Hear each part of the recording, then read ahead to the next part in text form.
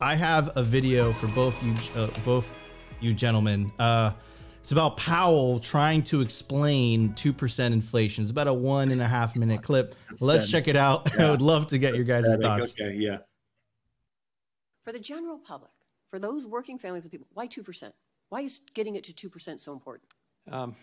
So that has become the globally agreed, essentially all major central banks target 2% inflation in one form or another. How does that help my Nevada families? How does that help people in Nevada? I'll tell you how it does. And it's I guess it's obviously not, it's not obvious how that is, but 2% inflation, to have people believe that inflation is going to go back to 2% really anchors inflation there, because, you know, the evidence is and the modern belief is that people's expectations about inflation actually have an effect on inflation. If you expect inflation to go up 5%, then it will. You know, if everyone kind of expects that, because that's what businesses and households will be expecting, and it'll kind of happen because they expect it. So having a 2% inflation goal, which we had for many years. Okay, I might not be a macro guy, but what the hell did he just say? Nothing. I have no clue. He said nothing. He said that it's because it's what we've always done. But their answer is, which he cannot say. Okay, so what he was trying to say was that, well, that's what it's expected, and what the quiet part was, that's what we can get away with.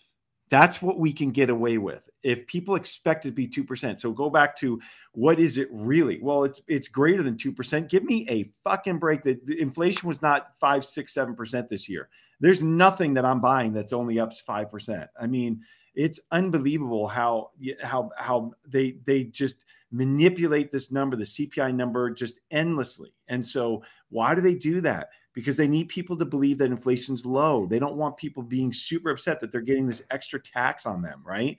And then the question is, why? Why do they need inflation? It's simple. We operate in a deficit. We're perpetually operating in a deficit. So we need inflation in order to inflate the GDP nominally, in order to have a higher tax base nominally, in order to tax that tax base and turn around and pay off some of that debt that's maturing with cheaper dollars. So they issue this debt 2, 5, 10, 30 years ago, and then they have to pay it off. And they're paying it off with dollars that are worth a fraction what they were when they issued that debt. It's a total scheme. Putin is calling us out on it. That's why everybody's talking about the BRICS. They're sick of it. They're absolutely sick of it. And it's just not going to end ever. But that's the answer that he'll never admit to, ever.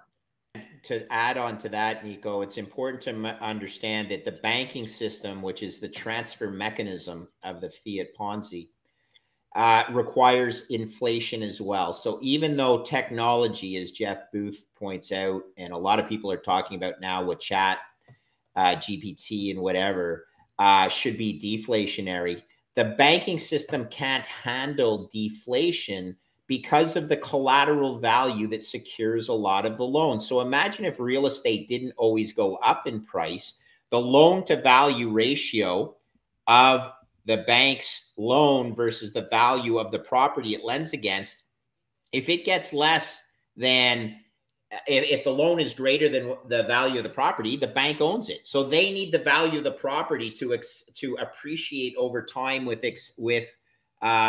inflation. So you see the fine line they're walking between too much inflation, but they can't have negative inflation or deflation, because that would be the death knell to the transfer mechanism, which is the banking system. So very, very huge dichotomy we're heading into. But don't worry, people. Don't get caught between inflation and deflation. All paths lead to Bitcoin. In either outcome, Bitcoin is the solution.